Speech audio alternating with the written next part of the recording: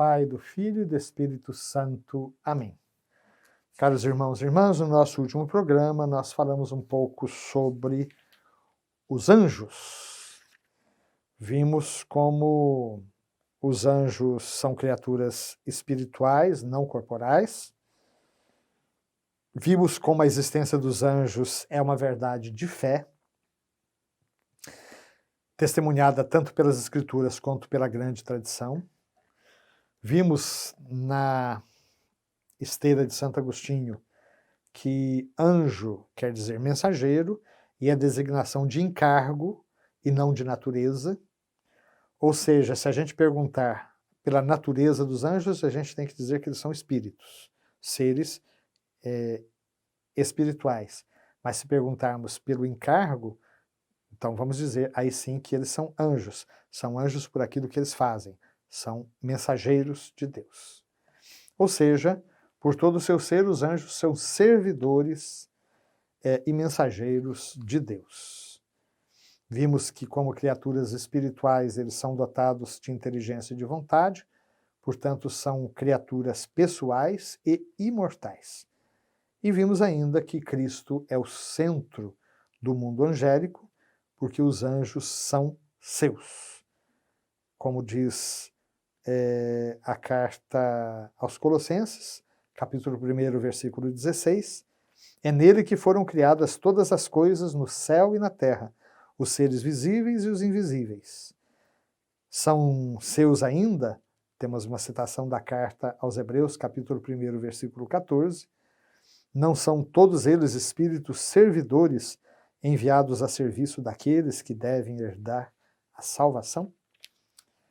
E aí nós chegamos ao parágrafo 332.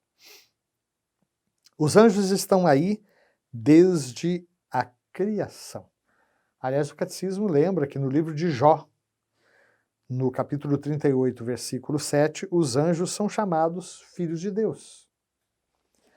E ao longo de toda a história da salvação, nós vemos os anjos anunciando de longe ou de perto essa salvação, a aliança de Deus, a sua fidelidade, o seu projeto, e servindo também aos desígnios de Deus para a realização dessa mesma salvação.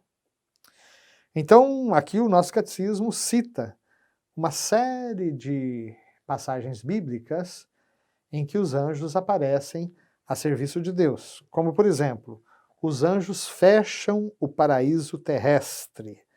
Isso está em Gênesis 3, 24.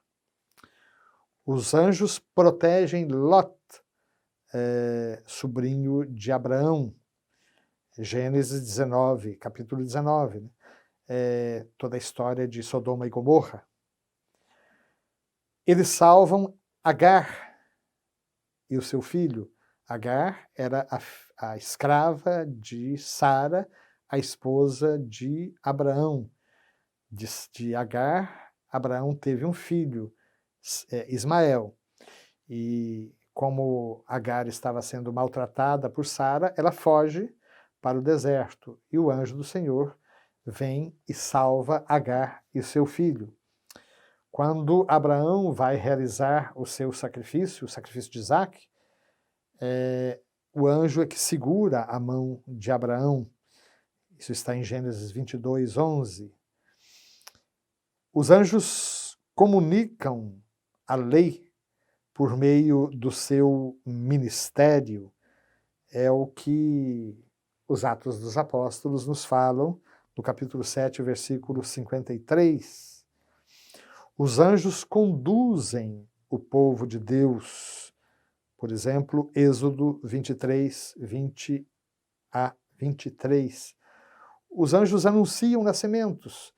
É o caso de Jesus. O anjo Gabriel foi enviado a Maria e foi enviado também a Zacarias. Mas já no Antigo Testamento, como no livro de Juízes, no capítulo 13, vemos os anjos anunciando nascimentos e vocações também. Os anjos assistem os profetas. Então, são, aqui o Catecismo diz, apenas alguns exemplos tirados da Sagrada Escritura que mostram que desde a criação e ao longo de toda a história da salvação, os anjos estão aí, de longe ou de perto, a serviço dos desígnios de Deus. E, por fim, como eu já disse, né, é o anjo Gabriel que anuncia o nascimento tanto do precursor, João Batista, quanto do próprio Jesus. Chegamos então ao parágrafo 333. Desde a encarnação até a ascensão, a vida do Verbo encarnado é cercada da adoração e do serviço dos anjos. Quando Deus introduziu o primogênito no mundo, Deus diz: todos os anjos devem adorá-lo. Hebreus 1, versículo 6. Quando Deus introduziu o seu primogênito no mundo, diz: todos os anjos devem adorá-lo. Eles entoam um louvor por ocasião do nascimento de Jesus. Esse hino de louvor continua até hoje na igreja: glória a Deus nas alturas e paz na terra aos homens de boa vontade. É o canto dos anjos por ocasião do nascimento de Jesus. Os anjos protegem a infância de Jesus, como, por exemplo, alertando a José em sonhos para que ele fugisse com a sua família para o Egito. Quando Jesus vai ao deserto para ser tentado, os anjos de Deus o servem. Quando Jesus, no momento da agonia, no Horto das Oliveiras, decide assumir a obra definitiva da nossa redenção, assumir a cruz com todas as suas consequências, os anjos o confortam na hora da agonia. Quando ele poderia por si mesmo ter se salvado das mãos dos inimigos, os anjos vêm ao seu encontro. Ele, inclusive, chega a dizer a Pedro, quando Pedro desembainha a espada e ataca o soldado Malco, né? Guarda a tua espada na bainha, disse Jesus a Pedro. Se eu quisesse, eu rogaria ao Pai e ele mandaria uma legião de anjos para que me protegesse dos inimigos, como outrora protegeu a Israel. São ainda os anjos que, de certa maneira, evangelizam, né? Anunciando a boa nova da encarnação e da própria ressurreição. Vejam, por exemplo, o anúncio a Maria Madalena, num primeiro momento, né?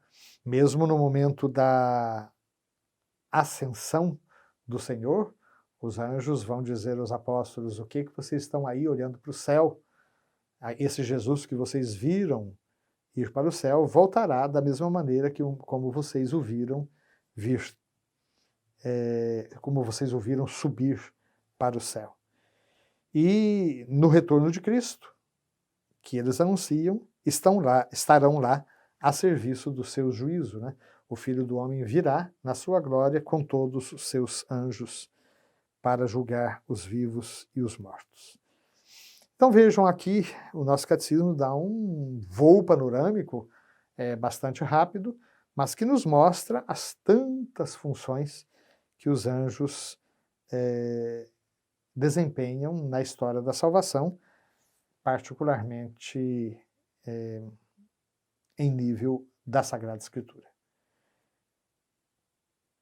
Santo anjo do Senhor, meu zeloso guardador, guardai-me hoje e sempre. Amém. Deus abençoe as nossas famílias.